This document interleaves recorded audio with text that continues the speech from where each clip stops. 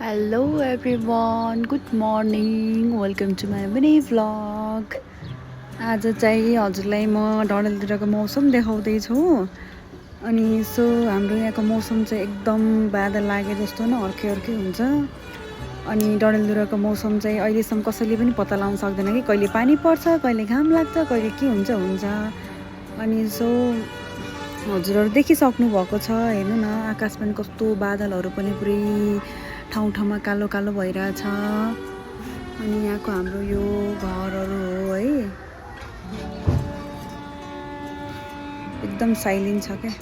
अनि त्यसपछि म हजुरलाई भेटाउँछु हाम्रो घरको लुफी।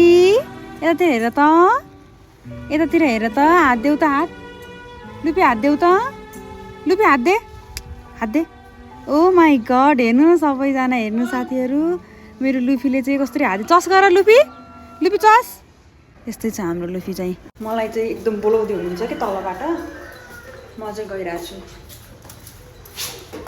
के गइरहेको थिएँ यहाँ, हेर्नु न, ऊ त सानो बच्चा रहेछ के, अनि उसलाई देखेर चाहिँ भुकिरहेछ कि। अनि यसले चाहिँ लुफी नो भुक्दैन, भुक्ने होइन के होइन। अनि हेर्न सक्नुहुन्छ यो यहाँको चाहिँ फ्लावर मलाई चाहिँ एकदम मनपर्छ क्या। यो चाहिँ ऊ चाहिँ मेरो सानोवाला देउर बाबु।